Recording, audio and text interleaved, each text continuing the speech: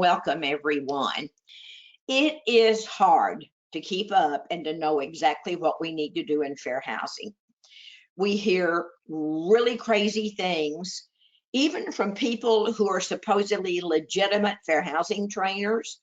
And I sit through some of the webinars, I go to some of the classes, and they say things that I'm dying to raise my hand and say, I'm terribly sorry, but that is not accurate. I don't want to ever do that and embarrass anyone. But it really is important that you learn from people who study and know what they're doing. So with all of that, these are the issues that I get, and I'll be talking about through this whole session, phone calls and emails that I get with questions and comments and concerns. So I always figure, excuse me, if they're having them, you're having them too, these questions. So what's going on with smoking? Cigarettes, pipes, marijuana, hookahs, whatever anybody calls me about. And the biggest issues today are the complaints from those who live around the smokers. And we've been through this, guys, since probably the beginning of mankind. I'm pretty sure the cavemen complained to each other about the cooking odors coming out of one cave into another, So, but we are hearing complaints. We're hearing people saying that they're allergic, and we're going to have to talk about what we can do. ESAs and service animals.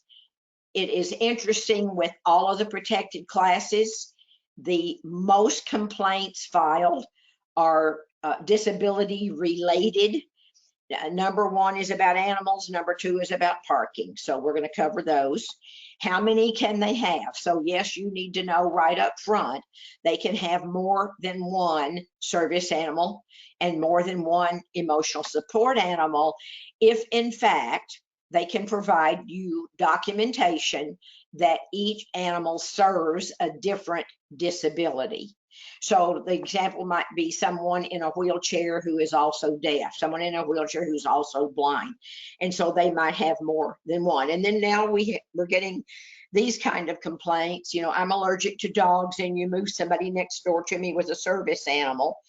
And now I'm having allergy attacks. So we'll talk more about that, what we can and can't ask.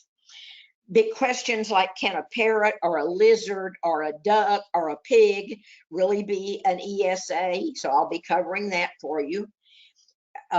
Is there available housing for people who want to live away from children? I'll share with you that when I started in the industry, all the nice apartments were all adult. I started with a swinging singles developer, and we really did work in hot pants and go-go boots. And people would drive up with kids in the car, and we'd meet them at the door and say, don't bother getting out. We don't allow children or dogs. We put that in the same category, which was not very polite. And so, yes, there is housing available, and we'll talk more about that. And that's for people who are 55 or older or 62 and older. Violence against women and sexual harassment is really getting a lot of publicity.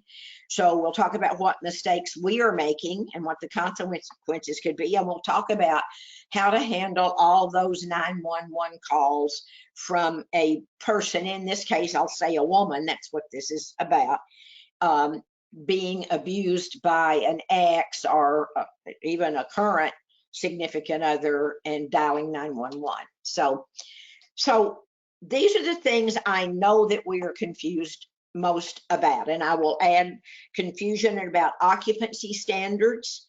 And I don't want to go into it now. I'll go into it when we get to it. So we'll figure out how many are too many in a 2-bedroom. How many handicap parking spaces do we have to provide? How do we reserve an assigned space due to an accommodation request? We're going to spend some time on what protections are available for the LGBTQA, EIO, more letters coming for that community because there's a lot of abuse going on in that area. And we'll talk a little bit about what we can ask and what we can't ask.